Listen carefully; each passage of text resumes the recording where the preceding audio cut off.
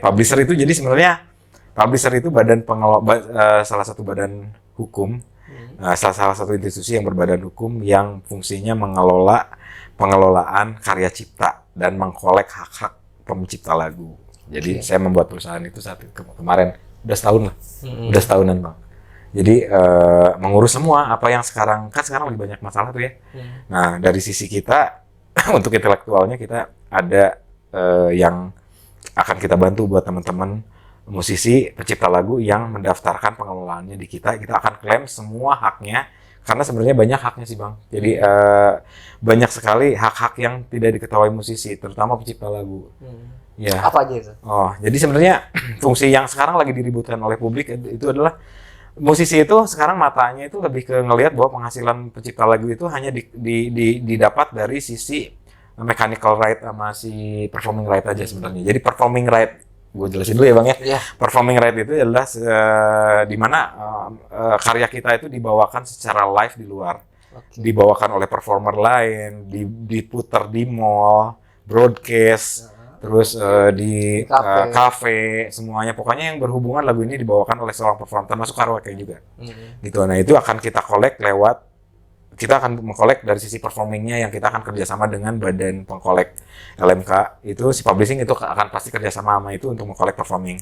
Nah dari mechanical itu kalau mechanical itu adalah di mana karya royalti hak yang didapat oleh musisi dari sisi penjualan kayak streaming, Spotify, Joox itu beda, itu bentuknya mechanical. Kalau zaman dulu kita kaset CD. Betul. Kalau zaman sekarang itu jadinya streaming. Nah itu sama sebenarnya fungsinya.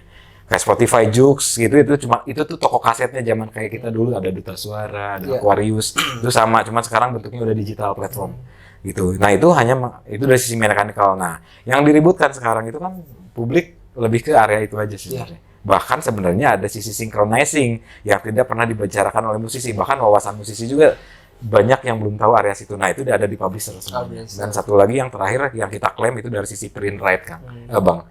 Sisi print right itu lebih ke karya-karya cipta lagu kita yang dibukukan. Biasanya kayak toko buku resmi itu masih menjual buku chord, buku hits tahun 2023, 2024 itu masih dijual resmi. Dan itu harusnya pencipta harus mendapatkan haknya. Nah, jadi ada 4 yang diklaim oleh publishing. Beda sama label ya, Bang. Kalau label itu hanya mengklaim untuk royalti mechanical aja dari penjualan, penggandaan. Nah, beda nih. Jadi si publisher ini beda. Yang diklaim oleh si label itu diklaim untuk royalti yang diberikan oleh si untuk artis dan produser dan ya tetek bengeknya yang ada di label lah ya. Ada mulai artis sampai produser sampai apa itu dari sisi penjualan mechanical aja. Yang dibilang mechanical itu yang Spotify, Joox, digital platform.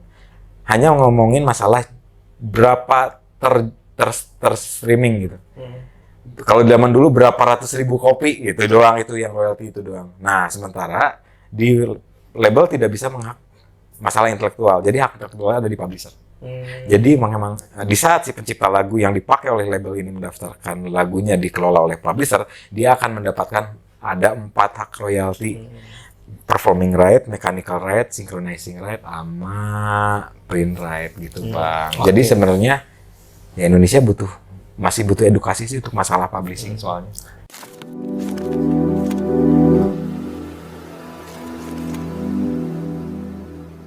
Assalamualaikum warahmatullahi wabarakatuh. Hey guys, jumpa dengan saya Zaki Abbas dan Bang Yeri T5. Hai. Halo Bang. Baik, sehat, alhamdulillah. Thank you banget ya Bang ya udah diundang ke sini. Oh, kita yang makasih nih. Oh, sama-sama. Sama-sama makasih. Jujur ini seru banget sih acaranya. Bang, ya, oke. Kita ngomong soal T5 nih. T5. Dari mana tuh Bang? Mulai dari berdiri sampai sekarang lah. Dari berdiri ya? Waduh, itu biasanya 3 hari Bang ceritanya. Enggak, canda. T5 itu sebenarnya tahun 2000-an ya? Tahun 2000-an. Enggak, sebenarnya gini. Tahun 2001 tahun 2000-an itu sebenarnya di saat kita rilis. Ini Abang vokalis dari awal atau udah dari awal? Jadi kemudian gua sama Gordon yang ngebangun T5 sih dari awal sebenarnya, yang ngedirin, ngasih nama juga gitu dari awal. Nah, jadi sebenarnya awalnya itu sebenarnya kita orang-orang tahunya kan kita tahun 2001 ya. Tapi sebenarnya kita berdiri itu dari tahun 96 sebenarnya. 96 awalnya. Cuman ulang tahunnya jadi 99, gue juga bingung, nggak tahu itu kenapa jadi 99 ya saat itu. Sebenarnya awal ngebangun tahun 96, sewaktu kita masih SMA. Waktu SMA. Jadi Jadi gue SMA udah main musik lah ya? udah, jadi kebenaran gue sama Gordon itu satu vokal grup dulu. Bahkan satu kelas. Sebangku lagi. Akhirnya kita bikin grup vokal tahun 96 itu acaranya acara-acara internal sekolahan. Tapi setelah lulus SMA itu akhirnya kita sepakat untuk udah kita lanjut aja. Personil kita sebenarnya banyak saat itu, ada perempuannya juga sebenarnya. Kita spill aja ya, jarang nih gue buka. Sebenarnya salah satu personil T5 dari awal itu Tike Priyatnakusuma, salah satu personilnya. Oh, Mbak Tike. Iya. Oke. Terus satu lagi Mo Sidik stand up comedy juga salah satu personil kita dulu. Karena kita satu sekolah. Nah, tapi mereka nggak bisa lanjut tuh karena mereka studinya terlalu fokus dan serius. Yang cewek-cewek emang susah untuk lanjutin. Akhirnya kita yang cowok-cowok aja yang lanjutin tuh. Oke. Sisa bertiga dari berlima awal ngebentuk gitu. Karena kenapa T5 itu T-nya 20. 5-nya emang 5 orang awalnya. Termasuk Tike segala macam itu ada di situ. 20 itu karena SMA 20. SMA 20, iya, satu sekolah. Nah, akhirnya tinggal sisa bertiga, akhirnya kita tapi sepakat lanjutin setelah kuliah, sambil kuliah tuh. Tunggu dulu, SMA 20 apa nih? Bandung. Oh, Bandung. Bandung, ya, Bandung, kita dari Bandung. Gitu. Nah, habis itu akhirnya kita nyari personil lain. Ketemulah beberapa personil juga yang lain, yang akhirnya sampai ketemu dengan Paul. Sampai ketemu Paul sama Nino akhirnya. Waktu itu Nino baru keluar dari legend juga sih, grup rap R42 dulu. Pernah nggak? Oke, tahu. Yang harus aku teteskan air. Nah itu kan saudara lah ya. Iya.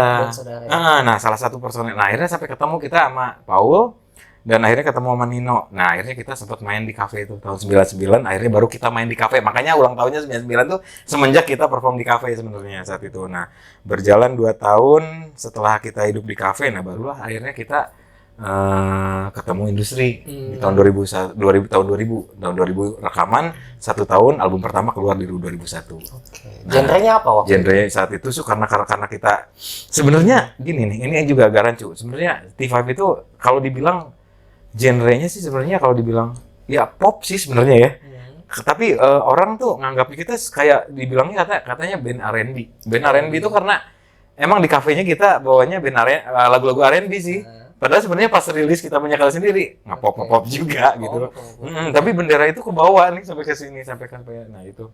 Akhirnya sampai tahun 2001 rilis album 1, berjalan, terus 2003 keluarin album 2 yang lagunya album 1 tuh hit singlenya Kau sama Yang Terindah sama MIRC. Terus album kedua 2003 hit singlenya itu Jangan Pernah. Terus tahun 2005 kita ngerilis album ketiga, hit singlenya Di Ujung Mimpi waktu itu hit single ketiga. Nah itu habis itu udah tuh stuck terus baru 2009 baru ngeluarin album keempat. Label ya? Label saat itu yang album 1 dan 2 itu di BMG Music Indonesia, album ketiga Sony BMG. Nah, album keempat kita ada label lokal Jakarta namanya Pandawa dulu saat itu. Nah, cuman album keempat ini gue nggak ikutan karena 2007 gue sempat resign. Baru join lagi 2012. Nah, gitu. Nah, setelah itu gue join 2012 sampai ke sini ya udah kita barengan. Pada saat resign itu ngapain tuh, Bang? Pada saat resign, nah jadi solo atau apa? Pas resign ini sebenarnya gue nggak resign sendirian. Dari grup tuh 4 sekaligus resign. Gitu. Nah yang 4 ini tahun 2007 tuh kita resign. Barengan banget. Gua, Rizal, Beben itu jadi satu band lagi nih. Kita saat itu kerja sama Naga Suara, jadinya Rocky. Vokalis kita Bojes saat itu. Gue aja pindah main keyboard. Nah, yang satu lagi Tom juga resign di saat bersamaan, diambil di Titans. Gitu, di Titans sama Andika. Nah, gitu. Nah, setelah itu 2012 baru join lagi tuh. Gua pertama kali akhirnya T5 minta, "Udahlah lu rumahnya di sini." gitu. Ya akhirnya gue balik mencoba, ya udahlah memang bener lah rumah gue memang di band ini gitu. Ya udah, balik lagi ke T5. Cuman Beben sama Rizal belum tuh. Masih belum balik. Karena Rocky-nya juga bubar kan. Bubar. Nah, baru Beben 2015 dipanggil lagi. Beben basis. Dan Rizal 2020 kemarin. 2021 baru join lagi gitu. Nah, sampai saat ini ya udah ini formasinya. Gordon di vokal, Gordon gua Nino dan pengganti Paul. Paul resign tuh tahun 2021 juga, diganti sama Aldo, dan gitarisnya Rizal, dan basis sekarang Ajir gitu. Bang Paul masih di musik juga enggak? Masih di musik juga, cuman dia sekarang lagi fokus di kafe. Ngafe lagi di Jakarta, nggak tahu bayarnya gede kali. Iya kali. Bisa jadi. Bang, Ya, ya. emang dari itu udah suka musik? Suka. Jadi kemudian dari keluarga sih, Bang. Jadi dari keluarga dulu ini unik sih. Ibu sama bapak tuh ketemunya di band.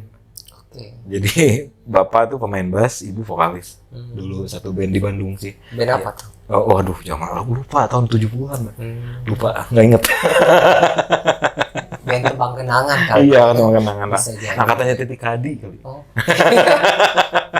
Itu kan gedenya karena band cafe ya. Iya, karena ya sebenarnya sih kalau di kafe kita cuma 2 tahun sih sebenarnya ya. Cuma 2 tahun sih di kafenya.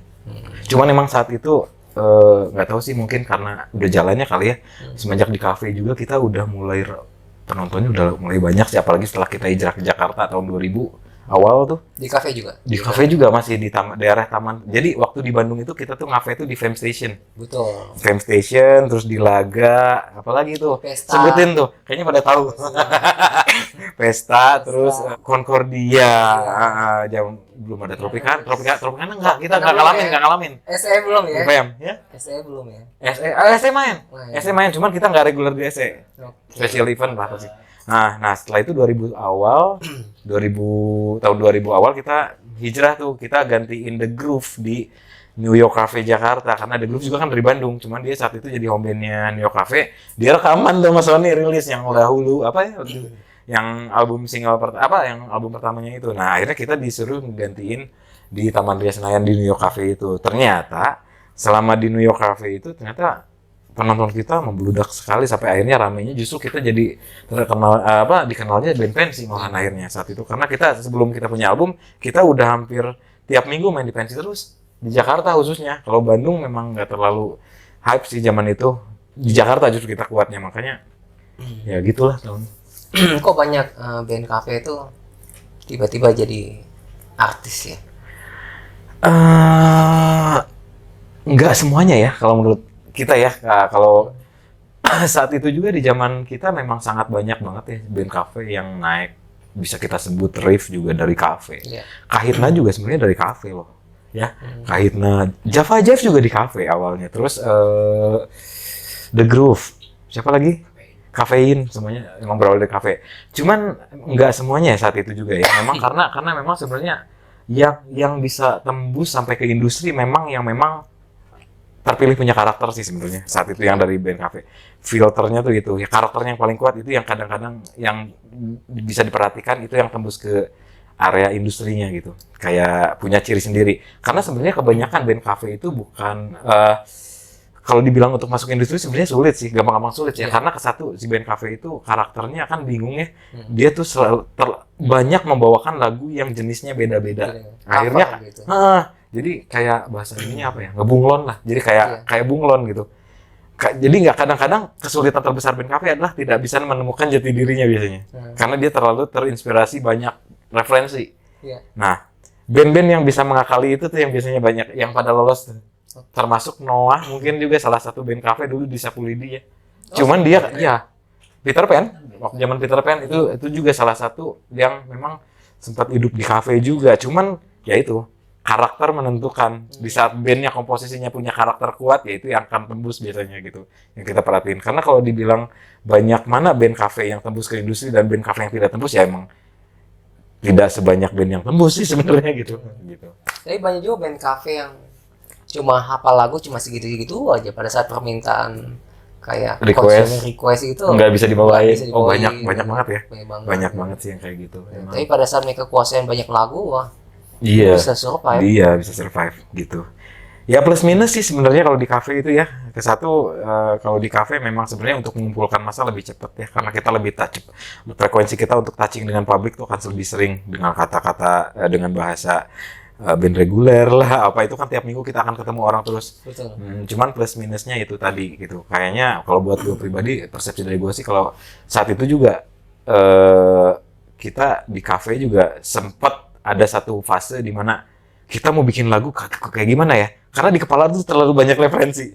Akhirnya mau bikin kayak, kalau kita kan R&B zaman dulu, mau bikin kayak Destiny's Child, mau bikin kayak Sisqo atau bikin kayak Boyz II Men ya, itu udah bingung banget karena terlalu banyak referensi. Terkadang ke distract original kita tuh. Nah itu sih tantangannya, tapi alhamdulillah saat itu kita bisa mengatasi masalah itu ya, akhirnya bisa punya ciri sendiri dengan Latinnya itu kita lebih Latin. Yang susahnya kan banyak waktu zaman itu kan harus menghafal lagu ya. Iya. Kalau sekarang kan sisa buka handphone Wah. atau itu tab. Kalau diceritain itu panjang banget. Iya. Suka dukanya di zaman itu, satu internet belum ada, YouTube juga belum ada kalau zaman kita. Terus apa ya? Yang paling sulit memang sebenarnya kita nyari lagu aja susah zaman itu. Iya. Kita sampai harus nyuri-nyuri waktu tengah malam, nyari orang radio yang bisa dijadiin partner, datang tengah malam ngerekamin tengah malam ke radio. Saat itu kejadian kalau di band kita gitu. Kita jam 11, jam 12 kita datang ke salah satu radio di Dago Atas. Karena kita emang ngebajak lagunya tuh tengah malam. Karena kalau ketahuan juga sebenarnya kan nggak boleh. Gitu. Nah, belum beres tuh. Kesulitan mencari lagunya belum beres, ditambah lagi kita harus ngulik.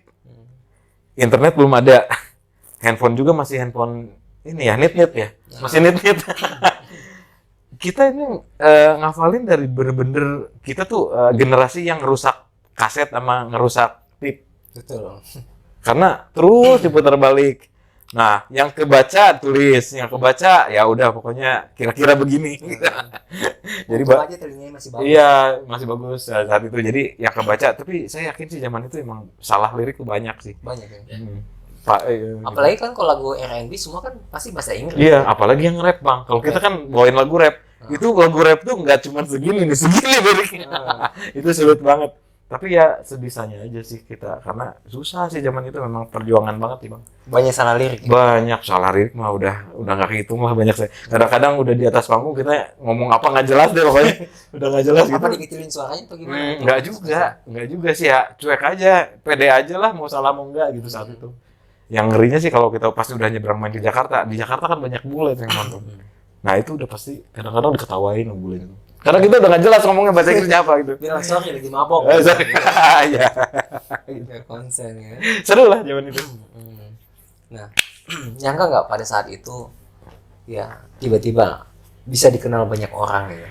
Enggak, kalau dibilang nyangka enggak nyangka. Sebenarnya gini, waktu tahun 2000 itu di saat kita dapat kontrak rekaman dari, nah kebetulan kita tuh ketemunya sama Mas Gilang Ramadan. Jadi kita kebetulan, karena tadi saya nyambung, kita kan sering banget main di pensi nih, Bang. Karena terlalu sering itu tiap minggu main di pensi SMA sama acara kampus. Nah kebetulan saat itu kita ketemunya tuh di acara UI, Universitas Indonesia. Di saat itu Farabi main juga. Farabi sebagai bintang tamunya, kita sebagai band terakhir nih menutup. Nah, nggak nyangka karena sebenarnya kita tuh lagi nikmatin banget di kafe. Kita lagi happy banget lah, kayak anak-anak sekarang lagi di kafe tuh semangat banget. Begitu. Nggak nyangka dan belum punya orientasi untuk masuk ke industri, enggak. Kita lagi nikmatin banget di kafe tuh, enak gitu, seru gitu. Tapi tiba-tiba ketemu, karena di saat itu pas kita manggung sama Farabi itu ternyata Mas Gilang ngeliat kita tuh udah punya data fans. Anak kampus saat itu, jadi ramai, malah pecah di pas sesi kita. Nah akhirnya Mas Gilang tuh nyamperin kita, minta ada demo. Kemudian kita pernah bikin gitu. Salah satunya justru nggak ada di hitsnya, nggak ada di hitsnya. Jadi itu lagu-lagu yang banditnya semua lah yang nggak jadi. Nah jadi dia minta demonya, kita kasih. Dia cuma minta saat itu minta 1 minggu waktu untuk dia ngasih keputusan dengan demonya. Tapi ternyata 3 hari sebelum, baru 3 hari aja kita udah dipanggil ke Jakarta dan langsung disodorin kontrak. Nah itu jadi emang tiba-tiba banget, kita nggak nyangka. Dan kalau dibilang siap nggak siap gitu ya, atau langsung dikenal orang, siap nggak siap sih zaman itu, karena kita nggak nyangka sampai kita album pertama itu hari perdana kita rilis di radio aja, gue masih belum nyadar itu, oh lagu gue diputar ya di radio, itu masih gitu, Bang. Sampai gitu, Bang. Sampai akhirnya titiknya adalah di saat 1-2 mingguan dari situ, zaman itu ya tahun 2001, kita kan anaknya gue kan ngekos juga ya gitu kan, anak-anak yang emang nggak pernah mikirin kita hidup glamor gimana, nongkrong di mall gitu kan. Ada satu titik di mana kita ke mall, orang pada ngeliatin itu, loh ini kenapa ya gitu, sempat gitu. Ada yang kenal juga gitu ya.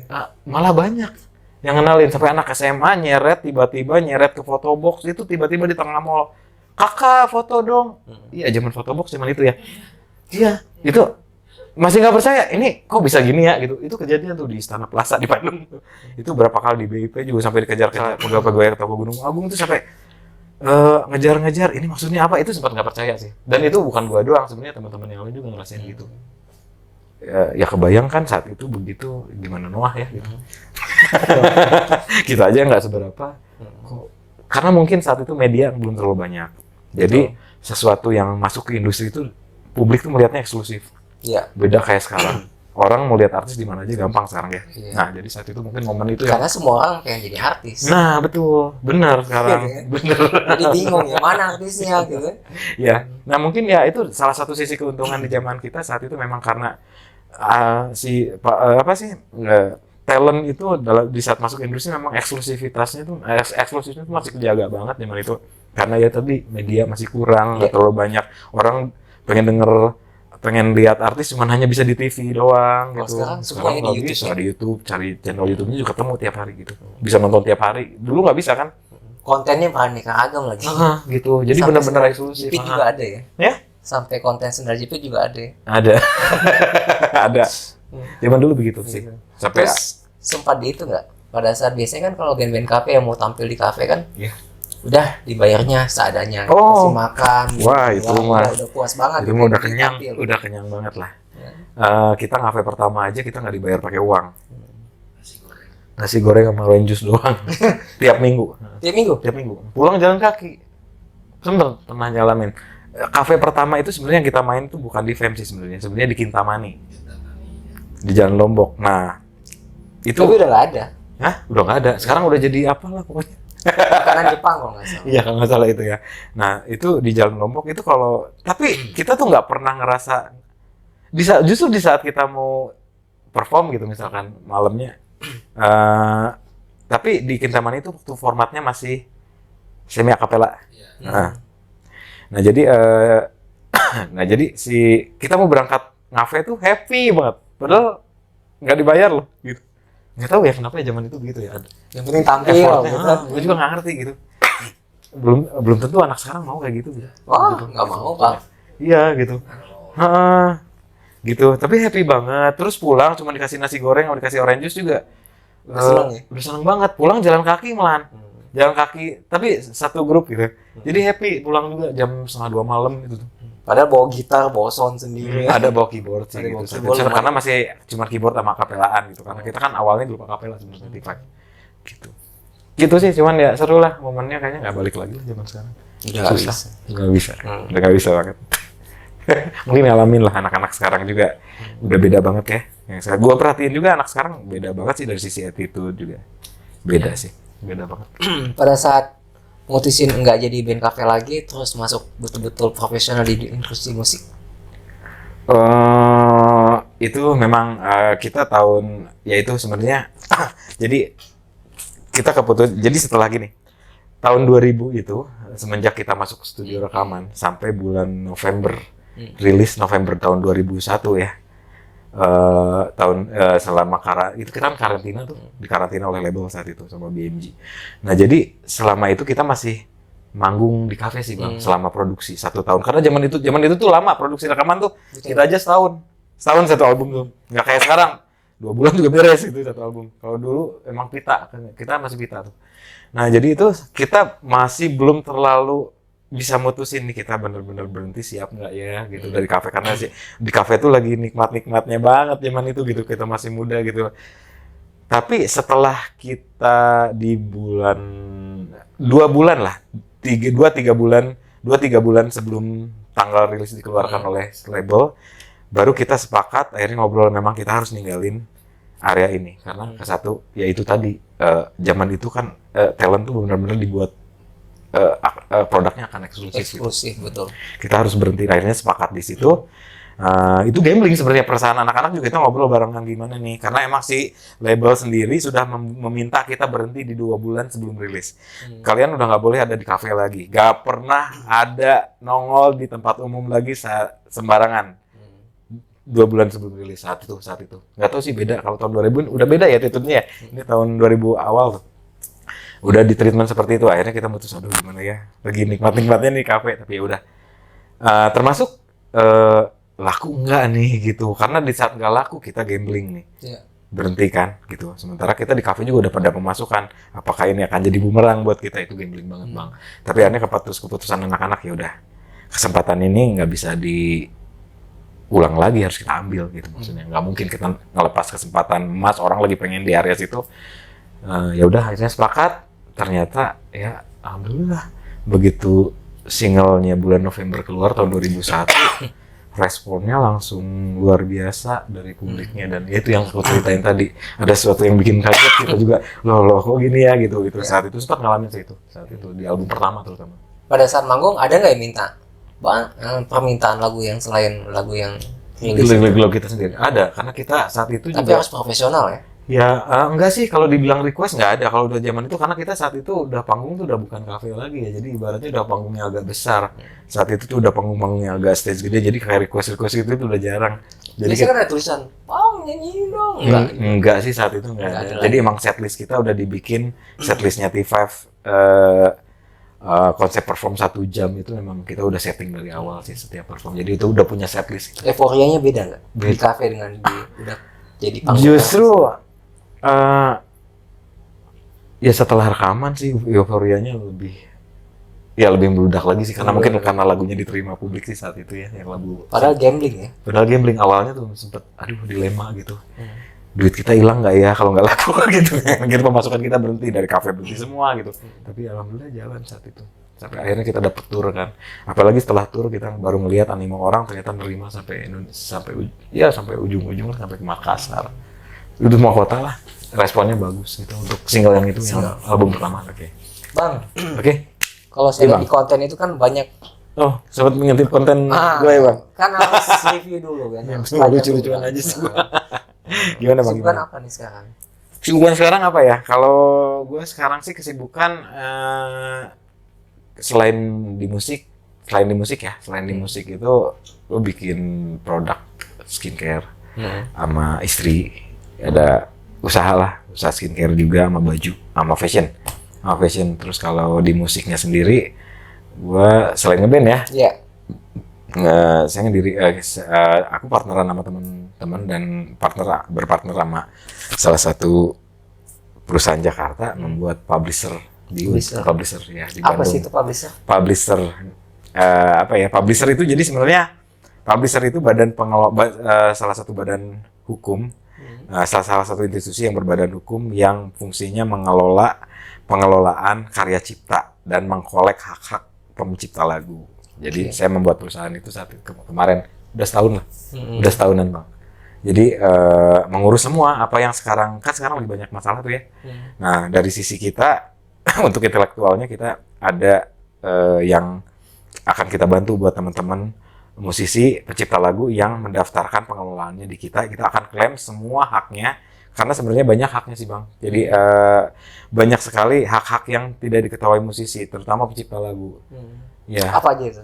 Jadi sebenarnya fungsi yang sekarang lagi diributkan oleh publik itu adalah musisi itu sekarang matanya itu lebih ke ngelihat bahwa penghasilan pencipta lagu itu hanya didapat dari sisi mechanical right sama si performing right aja sebenarnya. Jadi performing right, gue jelasin dulu ya bang ya. Performing right itu adalah di mana karya kita itu dibawakan secara live di luar, dibawakan oleh performer lain, diputar di mall, broadcast. Terus di kafe, semuanya pokoknya yang berhubungan lagu ini dibawakan oleh seorang performer, termasuk karaoke juga. Gitu. Nah itu akan kita kita akan mengkolek dari sisi performingnya, yang kita akan kerjasama dengan badan pengkolek LMK itu, si publishing itu akan pasti kerjasama sama itu untuk mengkolek performing. Nah dari mechanical itu adalah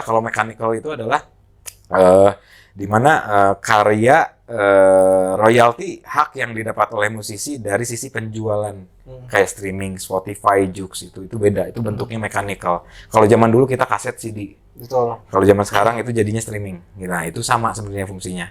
Kayak Spotify, Joox gitu, itu tuh toko kasetnya zaman kayak kita dulu, ada Duta Suara, ada Aquarius, itu sama, cuma sekarang bentuknya udah digital platform. gitu. Nah itu itu dari sisi mechanical. Nah yang diributkan sekarang itu kan publik lebih ke area itu aja sebenarnya. Bahkan sebenarnya ada sisi synchronizing yang tidak pernah dibicarakan oleh musisi. Bahkan wawasan musisi juga banyak yang belum tahu area situ. Nah itu ada di publisher sebenarnya. Dan satu lagi yang terakhir yang kita klaim itu dari sisi print right kan, Bang. Sisi print right itu lebih ke karya-karya cipta lagu kita yang dibukukan. Biasanya kayak toko buku resmi itu masih menjual buku chord, buku hits tahun 2023, 2024 itu masih dijual resmi. Dan itu harusnya pencipta harus mendapatkan haknya.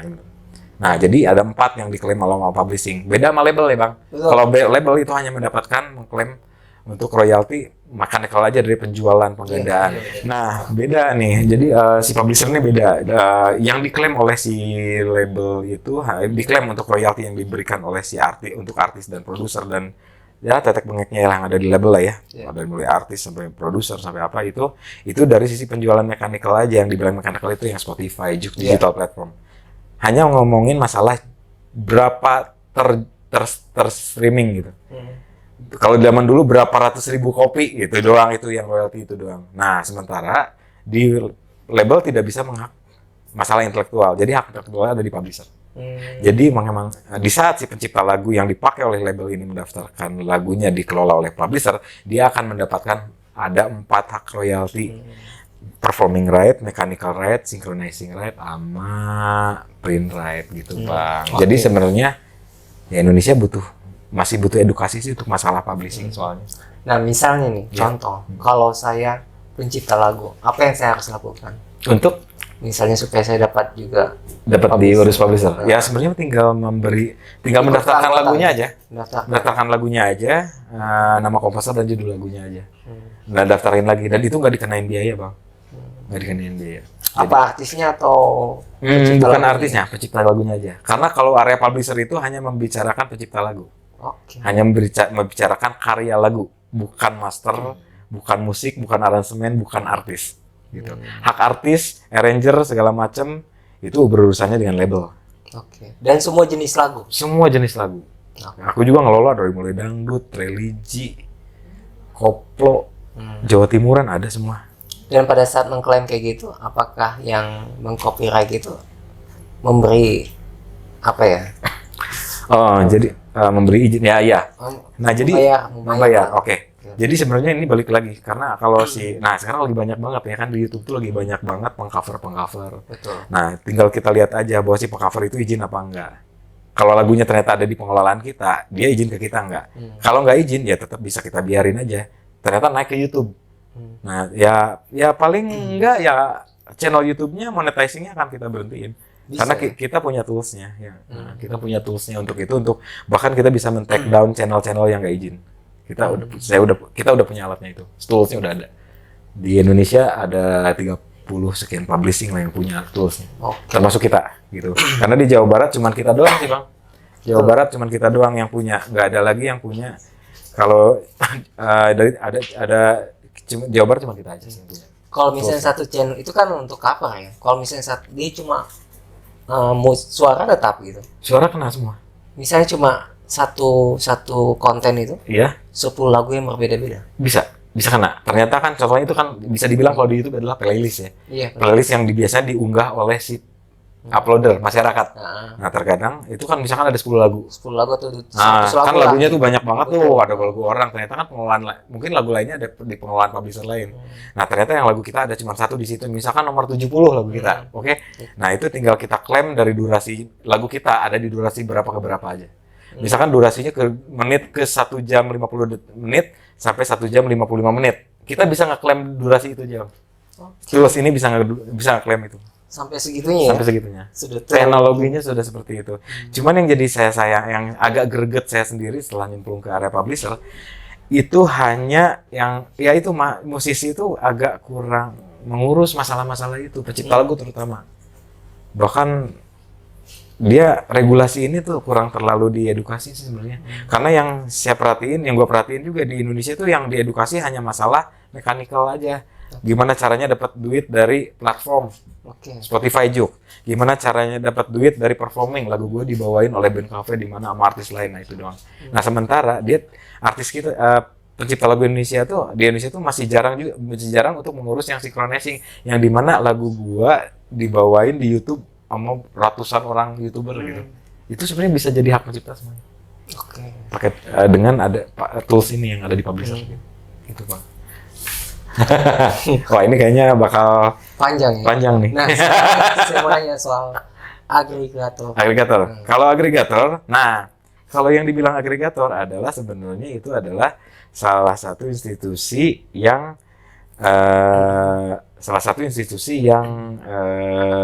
yaitu toko musiknya.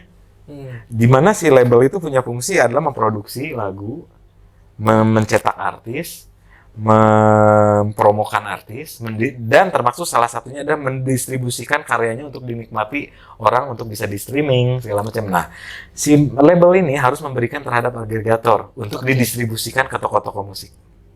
Itu kayak tokonya lah. Kayak tokonya, kayak distribusi.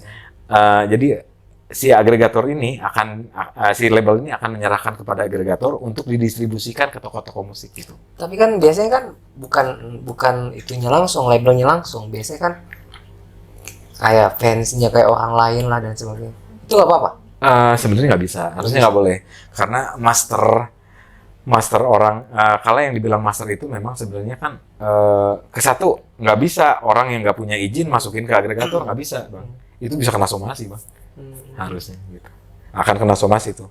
Entah dari si pencipta lagunya, entah dari publisher yang mengelola lagu itu. Sekarang kan banyak toko musik itu, Ya. tapi bukan tentang toko musik. Oh ya. Misalnya dia udah merambah kayak podcast lah, cerita misteri dan sebagainya. Itu nggak masalah. Kalau selama podcast, selama tidak mengandung materi yang bercopyright, nggak masalah. Oke. Gitu. Iya. Gitu. Kan banyak banget nih sekarang ya podcast. Oh, banyak banget. Ya termasuk ini juga mungkin ya. Tapi kalau yang tadi mah aman, Bang. Akan kita clearance.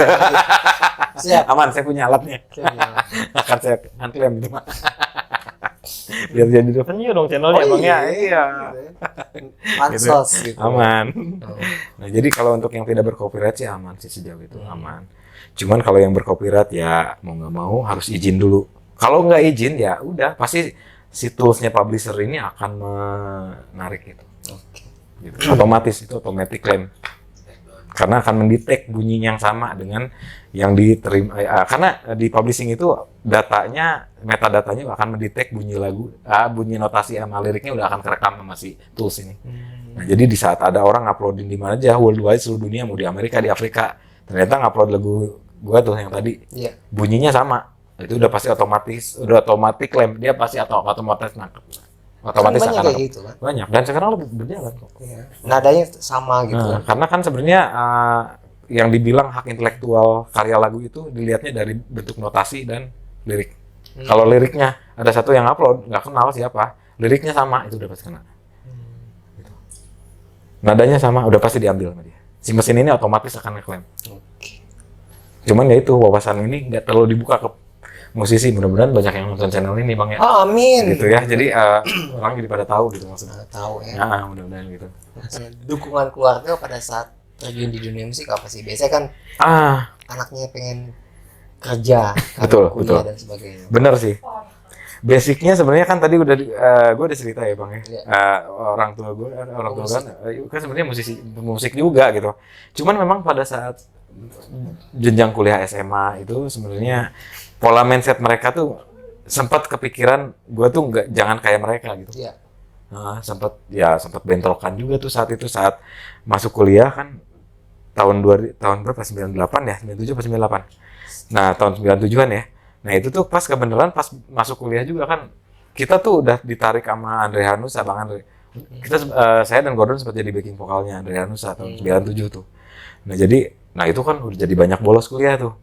Itu sempat ribut juga sih sama orang tua sih masalah itu karena nilai saya kan jadi strip semua gitu. Sebenarnya orang tua pengen gue di ekonomi sih sebenarnya saat itu. Lulus? Yang tahun itu yang pas di salah satu kampus di kampus pertama itu nggak lulus. Cuman 2 tahun resign karena emang udah nggak bisa ngatur waktu akunya dengan kegiatan. Akhirnya lanjut lagi lulus sih. Habis itu ngambil hukum. Ngambil hukum. Makanya berani ambil publisher atau dana gitu. Iya karena urusannya ada di sana juga masalah copyright. Nah, gitu. Jadi sedikit kebayang gitu maksudnya. gitu. Sedikit ngerti lah ya. Sedikit ngerti undang-undangnya. Banyak lupanya. Apa? Enggak ya? Banyak lupanya sih. Sebenarnya nggak kepake sih bang. Sebenarnya sih kalau di hukumnya nggak kepake. Lulus sih, kelar sih kelar, cuman nggak kepake sih, lebih tetap fokus di musik sih. Gitu bang. Oke. Kalau saya lihat kan konten itu banyak tentang edukasi itu. Konten Itu mana tuh bang? Yang Yang di IG ya. Iya sih itu memang. untuk apa sih? Ya ini yang tadi kita ceritain karena gue tuh kan lagi ngedalemin konsep-konsep copyright ini dan hak cipta ini yang sekarang lagi banyak bermasalah banget, makanya ngeberaniin diri untuk membuat konten-konten itu biar bisa kontennya si edukasi ini bisa touching ke publik sih, karena memang jujur dari sekian banyak selama setahun aku bisa mendapatkan dipercaya untuk menjalankan wewenang dari pencipta untuk menjalankan lagu yang selama ini dikelola sama kita ini, nggak semuanya hampir 100% nggak ngerti masalah ini, sama sekali nggak ngerti bahwa ternyata mereka dapat revenue di sini gitu, di poin-poin ini mereka nggak tahu ternyata di situ tuh ternyata ada cuan ya gitu, mereka nggak tahu. Taunya dari yang poin-poin yang itu tadi aja, digital platform, yang poin-poin yang detailnya ini, justru yang besar-besarnya ini mereka nggak tahu. Nah jadi akhirnya terpaksa lah, bukan terpaksa, mau nggak mau harus mulai touching deh di sosial media untuk orang mau suka mau nggak suka, bikin aja. Lama-lama juga nanyain pasti gitu kan. Kalau udah nanyain pasti dikasih masukan gitu. Nah akhirnya kan jadi paham. Itu sih intinya seperti itu. Oke. Gitu sih bang. Bang, kalau kembali ke belakang nih, Ya. enakan zaman Kembali ke belakang ke situ bang. Bukan kamar tuh ya. Bang, enakan zaman dulu atau zaman sekarang? Enakan zaman dulu zaman sekarang gimana ya? Sama-sama enak sih bang. Dari proses. Sebenarnya sama-sama enak sih. Kalau misalkan untuk hal yang bisa jadi memorable ya zaman dulu lebih effortnya lebih gila ya. Enak banget. Cuman untuk zaman sekarang kita udah dimudahin banget gitu. Udah sangat dimudahkan gitu. Untuk apapun. Kalau zaman dulu kita memang ngulik, kalau sekarang semua udah disiapin bang gitu. Ada kemudahan itu sih, plus minus sih sebenarnya zaman dulu sama sekarang. Tapi proses kan Iya. keren. Keren sih. Tapi untungnya kita zaman yang ngalamin dua masa itu sih. Jadi ngalamin di zaman kalau zaman masih manual gitu. Sekarang udah otomatis gitu. Jadi ngalamin sih prosesnya gitu. Jadi ya bersyukurlah, jadi banyak belajar juga. Nggak ketinggalan amat lah gitu maksudnya gitu. Apa sih yang bisa bikin kita sekarang itu bisa survive di dunia musik? Survive di dunia musik sih sebenarnya apa ya? Intinya ya kitanya mencintai aktivitinya musiknya sih sebenarnya, karena ya mencintai dunianya gitu sih sebenarnya. Kalau gue pribadi sih karena gue suka ya sampai sekarang gitu, mau masih laku atau nggak laku gitu, karena gue suka ya gue coba untuk gimana pun ada hidup di area situ terus gitu. Misalkan kemarin mungkin awal sebagai pemain kafe tuh. Terus kesini jadi performer, jadi talent yang udah punya karya. Nah mungkin sekarang masanya gua udah diambil sama anak-anak sekarang nih. Ya kebalik layar, publisher gitu. Yang penting ada di area situ, karena ya mencintai dunianya sih. Gua mencintai dunia, gua suka dan gua sayang sama dunia gua ini, ya gua pasti akan survive di situ terus. Gitu. Banyak kan yang udahlah ganti, apakah jualan, buka usaha. Nah, sebenarnya jualan usaha itu sebenarnya balik lagi ke niat ya. Gue juga jualan soalnya kan bang. Jualan juga, gue kan ada usaha juga gitu sama istri segala macam ya. Tapi tetap karena mencintai dunianya musik ya, apapun caranya gue ya bakal ada di situ terus dengan di posisi apapun gitu. Gitu. Ya, alhamdulillah sampai saat ini masih ngomongin musik sampai detik ini kan. Gitu. Nggak pernah hilang selama berapa puluh tahun gitu bang. Gimana sih caranya supaya band itu kompak sampai sekarang tuh masih tetap simple sih. Kalau buat gue pribadi saat itu juga zaman ribut kita, karena kita udah pernah ada yang resign, ada yang keluar, masuk lagi gitu kan. Jadi ada beberapa fase yang akhirnya kita belajar di saat kita sekarang udah umur sekian. Akhirnya ternyata sebenarnya untuk kompak tuh mudah gitu. Karena udah ngalamin belangsaknya ya kita di band gitu. Akhirnya kita ada satu kesimpulan yang akhirnya anak-anak juga sepakat nih, di band gue juga sepakat bahwa memang sebenarnya pada intinya kalau di band itu hal-hal yang rumit jangan hal-hal yang rumit dipermudah gitu. Terus hal-hal yang mudah jangan diperumit, udah itu aja. Gitu. Udah gitu aja cuma. Yang udah gampang jangan disusah-susah gitu maksudnya. Yang susah cari solusi bareng-bareng gimana caranya gampang gitu doang. Gitu doang. Gitu terus saling nerima masukan. Sampai saling nerima masukan aja gitu. Jangan baperan gitu. Udahlah, udah bukan masanya kita baperan umur sekian gitu. Musik itu buat having fun. Buat having fun. Buat pengobat stres ya. Tapi kalau dipikir-pikir sih kalau kita dari waktu zaman muda juga kalau prinsipnya yang gampang jangan disusah-susah, yang susah jangan ya kita permudah, mungkin lebih awet sih kayaknya gitu saat itu ya. Karena mungkin saat itu mindset kita juga salah, masih keras, masih egonya masih tinggi. Gitu. Makanya sempat pecah kan kita. Kayak kapal pecah tahun 2007. Ini kan mau keluar album atau enggak sih album sih, enggak single. Single Mau keluar single lagi. T5 akan keluar single lagi nanti tanggal 1 Maret. 1 Maret ada lagu baru kita. Memang plannya sebenarnya untuk di tahun dengan label enggak kan? Enggak, kita jalan sendiri. Bulan Aprilnya akan keluar yang berikutnya. Jadi emang dalam 2 bulan ke depan ini kita akan ngeluarin 2 single sih. Yang single pertama ini yang Maret itu lagu sendiri. Yang bulan Aprilnya itu kita akan rilis lagi collab dengan 10 to 5 sama 10 to 5 kita. Tukar lagu rilisnya. Jadi kita ngerilis 2 lagu nanti sama 10 to 5 itu 10 to 5-nya akan rilis lagu Kau, kitanya akan rilis lagunya You. Nah, You-nya 10 to 5 gitu. Jadi, Pas bulan puasa dong ya? pas bulan puasa. Kirain tentang Ramadan rencananya ada ngeluarin, cuman kita nggak akan publish resmi sih, paling rilis di sosmed kalau jadi, paling rilis di sosial media aja, gitu, nggak disosialisain ke media gitu. Influencernya T5 siapa sih? Influencer, oke, kita ngomongin influencer di zaman kapan nih bang? Kalau misalkan zaman kafe, kalau zaman di kafe kita influencernya, bukan influencer, referensi kali ya. Referensinya mungkin lebih ke grup-grup R&B, penyanyi R&B. Kayak dulu sih T5 lebih ke kayak referensinya Sisqo, Destiny's Child, Boyz II Men, gitu, Babyface, sama mungkin Brian McKnight lah. Zaman itu ya, yang banyak sering dipakai jadi acuannya karya kita di album itu kan ngambil banyak karya itu tuh, gitu. Banyak kan orang kalau misalnya kayak jenis R&B itu kan suaranya itu kan meliuk-liuk gitu kan. So gitu. Terus kalau yang nyanyi lagu biasa kan rata, datar. Iya. Itu gimana caranya? Apanya tuh bang? Gimana caranya nih? Apanya nih? Gue bingung jawabnya. maksudnya kalau R&B gimana caranya tuh latihannya gitu kayak gitu. Atau mungkin kalau pop kayak gimana? Sebenarnya sama-sama aja sih bang. Ini balik lagi ke masalah referensinya. Jadi kalau misalnya kita emang suka lagu R&B, ya sebenarnya belajarlah dari penyanyi R&B gitu maksudnya. Jadi intinya sih intinya gini, kita sebenarnya prinsip main di kafe itu bisa dipakai nih. Kayak istilahnya gini. Kalau kita punya referensi, gimana caranya kita sama dulu sama dia gitu. Oke.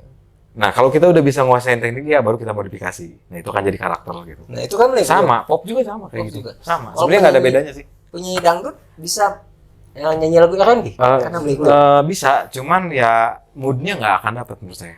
Okay. Karena gini aja, penyanyi R&B juga untuk cekok dangdut mungkin bisa, karena secara teknikal kesulitan licknya lagu R&B juga untuk dangdut mungkin bisa hampir sama. Yeah. Cuman kan cengkoknya beda. Kalaupun bisa dipaksa, cuman moodnya ya nggak akan jadi penyanyi dangdut gitu. Nyawanya bukan di situ. Gitu. Dibalik juga sama, penyanyi dangdut bisa nyanyi lagu R&B ya bisa aja. Cuman ya moodnya nggak akan seperti penyanyi R&B. Maksud gitu. Harapan ke depan untuk Abang apa sih? Harapan kalau buat karya dalam berkarya sih di band ya mudah-mudahan sih musiknya bisa diterima di masyarakat untuk karya-karya kedepannya. Terus harapannya ya kita bisa lebih masuk ke area yang generasi sekarang juga sih. Tapi itu nggak gampang sih bang. Maksudnya kita kan harus rebranding lagi. Tapi ya mudah-mudahan usaha kita, ikhtiar kita untuk bisa rebranding ke generasi sekarang mudah-mudahan bisa masuk sih gitu. gitu. Harapannya itu. Terus satu lagi apa ya? Musisi-musisi semakin pinter untuk bisa mendapatkan haknya. Balik ini ke kerjaannya ini. Kan udah ada. Semakin smart lah. Harus semakin smart lah untuk gimana caranya mendapatkan hak dengan baik di berkarya di tanah air gitu. Bang, misalnya satu Ya. lagu nih. Nah, Satu lagu abang aja kan. oke. Terus diputar di 100.000 konten. Gimana cara nyelesainnya? Apanya? Di konten misalnya. Konten orang gitu. Konten orang. Di YouTube semua. YouTube. Mau kena semua, Bang. Kalau izin. Enggak, itu kan Ngerjainnya gimana? kerjanya gimana? Nah, jadi sebenarnya gini. Itu wah cepat banget, Bang, ngenain itu. Misalkan ada 1.000 konten juga cepat aku bisa dapatnya. Bisa. Karena kenapa? Si label itu kan label. Ternyata lagu kita tuh dipakai, tapi kan diproduk. Misalkan si lagu kita itu bukan label. Lagu kita itu didaftarkan ke Spotify. Ya kan? Ke platform. Dari platform itu pasti lagu kita punya KTP satu yang dibilang kode ISRC. Kode ISRC itu yang akan disinkronisasi dengan metadatanya publishing di tools ini. Nah, setelah kode di dalam kode ISRC itu sudah mengandung, sudah terekam bentuk bunyi dan liriknya. Itu akan combine dengan si konten ID YouTube yang punya publishing ini. Itu akan langsung si metadatanya konten ID ini akan mendetek bunyi yang lagunya nadanya seperti itu dan lirik seperti itu dimanapun seluruh dunia itu langsung akan otomatis kena Walaupun dia di tengah-tengah. kena semua bang. Nah gitu. Wih, ini kebuka nih, bahaya nih. Terus tiba-tiba pada saat itu Bahaya muncul nih, misalnya ternyata Kenapa? ada 1.000. Ada 1.000. Ada Di tools kita akan bisa mendetek berapa video yang pakai lagu kita, akan ketahuan. Contohnya ada di kita tuh lagunya Ojo Bandingke, pengelolaannya di kita juga. Ojo Bandingke itu Ojo Bandingke, tapi nanti redatit aja judulnya ya. Di ini aja. Iya, bisa. Nah itu lagu itu langsung terdeteksi sama tools kita itu ada 98.000 account yang upload konten mengandung lagu itu ada 92.000 Buset. itu langsung terdetek otomatis begitu si kodenya disinkronkan dengan si metadata kita lagu yang kita cari contohnya judulnya lagu tadi itu langsung akan detect berapa video berapa konten yang memakai lagu itu udah ketahuan semua langsung dan itu yang ketahuan itu tinggal kita klaimin bisa otomatis klaim jadi Apa di email atau di telepon? nggak di email begitu kita kena automatic claimnya berjalan itu semua konten-konten itu akan terkena email otomatis bahwa pengelolaan lagu ini ada lagu ini mengandung pengelolaan gitu biasanya dapat ke email jadi semua yang memakai lagu itu tanpa izin pasti kalau kena strike klaim otomatis dari toolsnya kita konten ID kita itu akan dapat email biasanya dapat email yang mengasih tahu bahwa lagu ini tidak diizinkan karena mengandung sudah ada pengelolaan gitu biasanya gitu dan itu pasti otomatis kena Pada saat itu untuk mengklaim mereka mau bayar diterusin atau enggak? nah kalau nggak perlu kalau merekanya tetap bandel kan otomatis itu si monetizingnya diberhentiin sama kita jadi revenue yang akan masuk ke channel kesekian ribu channel yang pakai itu kalau mereka tidak take down revenue-nya akan dipindah ke kita otomatis. Oh gitu. Keren ya? Iya. Nah musisi kenapa nggak tahu ya? Aneh kan? Harusnya pada kaya pencipta lagu. Ya udah. Berarti nanti lagu saya bisa masuk ke Oh situ. bisa dong bang. Lagu anak-anak Ya. tapi Oh nggak apa-apa. Lagu anak-anak itu ratusan juta bang penontonnya bang. Oh iya udah. Oke. Gitu. Saya ceritain dulu ya guys. Ya. Konten anak tuh the best loh. Oke. Keren. Gitu. Nah itu sih bang sebenarnya itu yang nggak diketahui oleh banyak musisi atau pencipta lagu bahwa ternyata ada hak mereka yang sebenarnya bisa dilakukan oleh salah satu institusi yang dibilang publisher itu yang mereka banyak nggak tahu bahkan nggak diurusin kebanyakannya sekarang lagu nggak diurusin publishing jadi ngelayang kayak nggak bertuan gitu Betul. lagunya akhirnya apa banyak pencuri bang nah kalau kita nggak lengah banyak pencuri-pencuri yang bisa ngambil lagu kita yang kalau kita lagunya melayang nggak diurusin tidak bertuan itu ada yang ngincer tuh. Misalnya ini Gampang banget soalnya malingnya itu ngambil nih. Misalnya ini prosesnya sudah lama gitu. Iya, prosesnya sudah lama. Terus tiba-tiba Urus publisher. Heeh. Nah, pengklaimannya akan mulai berjalan revenue-nya setelah terklaim. Terklaim. Jadi yang ke belakang itu tidak bisa misalkan ternyata lagunya yang kita nih, itu lagunya misalkan udah 10 tahun lalu. Ngetop tuh.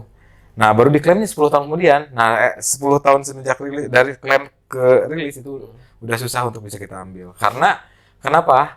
Si YouTuber ya si uploader YouTube itu monetizing-nya aktif. Jadi di saat nanti jadi yang 10 tahun ke belakang itu si uploader ini sudah menarik revenue-nya. Udah nggak bisa ditarik sama ini. Monetize-nya berjalan kan? Kan biasanya YouTuber dapat uang dari YouTube. Nah, konten itu dapat yang mengandung logikanya ternyata menghasilkan uang udah ditarik duluan. Nah, itu sudah tidak bisa diambil sama kita, udah nggak bisa tuh sama kita. Nah, setelah kita klaim, setelah synchronizing berjalan, nah baru revenue-nya akan dialihkan ke pemiliknya, ke pengelolanya. Otomatis si penguploadnya akan berhenti revenue-nya. Kalau kayak konten gini bisa juga? Bisa. Jadi sebenarnya ada yang nah tadi yang aku bilang yang tadi adalah yang masalah klaim secara audio. Karena publishing itu hanya mengurus sound recording bunyi lagu yang ada pemiliknya. Nah, kalau untuk kayak konten-konten ini ada sebenarnya, untuk entertainment-nya ada. Ya, kitanya harus pintar sebagai musisinya sih. Uruslah dengan baik lah intinya gitu. Bang, biasa kan konser-konser itu pasti ada hal-hal unik atau lucu tuh. Oh, banyak. Nggak kehitung. Yang masih diingat apa gitu? Yang unik. Kalau yang unik itu kalau konser apa ya? Oh, itu kalau yang berkesan, unik.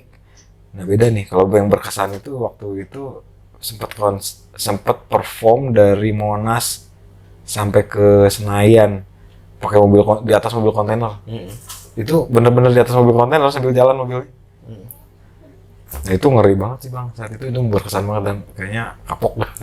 Takut jatuh. Iya, takut jatuh banget. Tapi ya kita nggak bisa ngapa-ngapain. Yang ngelepasnya Ibu Mega saat itu presidennya. Memang acaranya Bu Megawati. Juga ya? Nggak berani, ya udah jalan aja, naik aja, disuruh naik ke atas ya naik aja udah. Mau jatuh gimana ntar gitu. Padahal nggak ada asuransi. Udah nggak asuransi, dibayar segitu-gitunya. Gitu. Kalau yang paling lucu itu apa ya? Oh, tapi bukan gue sih, temen gue sih Gordon. Jadi itu lucu banget tuh. Kejadiannya waktu perform konser apa ya namanya itu ya di Jogja. Jadi itu tuh ada kayak konser kayak kulinernya juga, terus ada yang apa sih? Festival kayak ada yang merchandise apa sih? Kerajinan gitu. Termasuk ada pameran tato gitu segala macam. Exhibition. Ya, kayak exhibition gitu. Nah, itu udah dikasih tahu tuh. Itu lucu banget tuh satu band. Besoknya setelah kita malam itu main di Jogja, besoknya harus ke Bali. Harus ke Bali, main di Bali besoknya. Nah, jadi ini nyambung soalnya sampai ke Bali nih ceritanya. Nah, jadi itu tuh udah diingat. Ini salah satu personil kita namanya Gordon. Si Gordon ini pengen ditato. Tatonya memang bukan tato beneran, tato temporary gitu. Dia tuh kita udah tinggal setengah jam lagi mau naik panggung. Dia pakai kutung gitu. Tahu dia, gue pengen tato biar keren di panggung. Oh iya, jangan gue bilang, karena ini bukan tato beneran, ini tato temporary. Jangan ngilang tato. Naik itu sekitar bukan setengah jam, 40 menit lah. Naik 10 menit kemudian baru beres tuh, setengah jam tuh dia bikinnya. Nah 10 menit mau naik, baru dia ke backstage, naik ke atas panggung, keringetan Bang. Luntur. Jadi gue inget banget di sini tato yin yang, ya kan? Di sini tato yin. Di sininya tato yin yang, di sininya naga. Kiri kanan tuh Bang. Beres manggung di sini jadi telur ceplok, di sini jadi cicak. Udah itu bleber sampai tangan. Yang ini udah kayak jadi cicak, yang ini jadi kayak telur ceplok Bang. Bukan jagalah kebersihan gitu. Nah, itu lucu banget. Udah nahan malu. Nah, besoknya harus perform harus ke Bali. Nah, pas ke Bali itu lucu. Anak-anak kan nggak ke pantai. Kita pas nginepnya di Kuta juga saat itu. Anak-anak ke pantai, dia kekeh karena dia tuh suka pantai tuh anaknya. Dia ke pantai, anak-anak nggak pakai baju, pakai merek kutung, dia pakai sweater. Di tengah laut Bang, di tengah pantai pakai sweater, orang lagi panas banget pakai sweater. Udah malu kata tuh. Ya, nah itu kejadian lucunya sih di Jogjanya itu sebenarnya kalau yang dibilang tadi ada saat pas konser atau pas perform ada kejadian lucu banget karena sampai habis tuh dia begitu tuh. Kang diomongin nih Kang, saya nggak ikutan ya. Sorry please. Gitu kan. Nanti dikasbonin. Aduh. Banyak banget sih Bang kalau itu. Fanbase-nya T5 apa? Fanbase-nya T5 di Instagram kita, nama fanbase-nya kita T5ers. T5ers, ya itu. T5ers dari dulu sih nggak berubah. Ada nggak fansnya yang ngikutin sampai sekarang? Masih ada yang loyal, karena sebenarnya gini, fanbase-nya kita dari zaman dulu itu, kita ada satu wadah di grup WhatsApp. Ada di grup WhatsApp sama di Telegram kita ada punya satu channel yang emang isinya fans kita yang dari zaman dulu ada semua di situ. Lumayan sih, ada berapa, masih banyak sih, ada beberapa ya, tapi nggak banyak banget sih. Tapi ada lah gitu, masih loyal sampai sekarang. Kadang-kadang kita perform Jakarta masih datang. Di Bandung aja kadang-kadang masih dikejar, kayak kemarin juga pada ke Bandung. Tapi masih gitu, masih ada, cuman udah nggak banyak kayak dulu. Sampai dimanapun, lo lagi gitu ya? Iya, ada yang kayak gitu. Ada kayak gitu. Ada. Tiap kita perform Jakarta ada terus orang. Sampai ikut ke backstage kok, karena kita kasih privilege buat dia karena dia loyal banget dari dulu. Ya kadang yang paling, ya intinya mah kadang dibawain makanan bang. Cewek pasti ya. Tapi sekarang udah emak ya. Kadang-kadang karena udah umur segini kali ya, jadi kadang-kadang datang nonton bawa makanan, bawa pisang goreng, bawa bala-bala gitu. Jangan dia buka stand di depan. Enggak. Iya kan, ternyata pinjam sebelah. Justru ditungguin sama anak-anak. Oh sini bawa apa ya sekarang? Oh gitu. Gitu. Bang, biasanya kan kalau setiap sebelum manggung itu kan Iya. ada ritual khusus gitu. Ritual Kalau khusus? T5 apa nih? Enggak ada ritual Mandi apa sih. kembang atau Enggak sih, enggak ada. aman ya? Aman, berdoa aja sih. Ya, berdoa bareng, paling kalau mau next stage ya berdoa bareng aja udah gitu. Atau nggak skincare dulu? Oh enggak ada. Enggak ada. Kondom. Gitu. Enggak ada sih, kita normal-normal aja sih. Normal-normal aja kalau kita. Enggak sampai yang gimana enggak. Nggak ada ya. Enggak. Kesugihan gitu apa gitu. Enggak. Mandi kembang di 7 curug gitu ya. Enggak ada. Ya, Bang. Pesan-pesan anak muda yang mau masuk ke dunia Musik. musik. Apa ya pesan-pesannya buat yang masuk ke dunia musik mah? Jangan takut untuk berkarya lah, maksudnya apapun yang kalian bisa tuangkan aja dalam bentuk karya dan mencoba berani untuk masuk ke industrinya, gitu aja sih. Itu aja. Kalau misalkan ternyata gua kan tapi kan nggak ngerti teori musik, nggak tahu nggak apa-apa. Yang penting ada di kepala tuangin aja. Oke. Harus berani untuk mengeluarkan apa yang ada di kepala. Gue mau bikin A, B, C, D, lakukan dulu. Jangan sampai takut. Lakuin aja dulu. Mau diterima, mau nggak, lakuin aja dulu. Gitu. Bang, Ya, nyanyi ya? Aduh, nyanyi apa ya Bang ya? Nyanyi yang lagu baru. lah. Yang lama dulu. Yang mana ya? Yang kau. Oh, kau. 1, 2, 3, 4, 1. Tiada terucap ku berikan kau datang mengisi hatiku. Kau di sini saat ku sapa dirimu, ragu dan malu hantui diriku. Tiada kata terucap tanpamu. Tersenyum menatap malu-malu, rona merah pipimu, terlukis jelas di wajahmu. Dia membisumu ingat senyuman manis walau sesaat. Bayangan dirimu selalu mengisi hatiku. Bilakah akan terjadi, kau kan jadi milikku selamanya. Kau tiada kata terucap tuh ungkapkan isi hati dan beri aku kuasa yang datang mengisi hidupku. Kau, mungkinkah kau tahu apa yang ada di hati, dan kau pergi di saat ku yakini hatiku untukmu. Oke. Yeay. Bang, Ya, yang Bang. single baru kan mau keluar tuh bentar lagi. Single baru, iya nanti yang tanggal 1 Maret sih kita mau ngeluarin satu single baru judulnya Aku Bukan Dia. Nah, mudah-mudahan sih bisa diterima ya sama masyarakat. Gitu Bang. Oh, di spill nih. Spill dong. Spill. Jamming-jamming Oke. dikit. Spill aja nih. Aduh, izin ya guys. Spill. Belum rilis soalnya. Oke. Nggak dari awal sih, paling dari pre-chorusnya aja ya. Tenang, tenangkan dirimu. Ku tahu apa yang harus ku lakukan.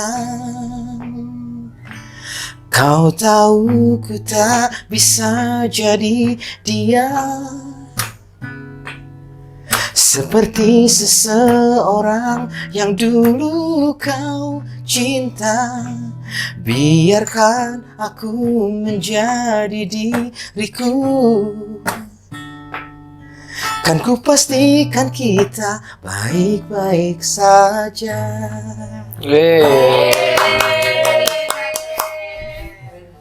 Keren. Itu lagunya ya. Ya, guys, sukses sudah bisa-bisa kita dengan Bang Yeri T5. Semoga banyak manfaat dari perbincangan kita dan see you di next episode guys. Bye. Bye. Makasih. Makasih Bang. Sama-sama. Thank you banget. Thank you banget, Bang. Selalu. Seru ngobrol.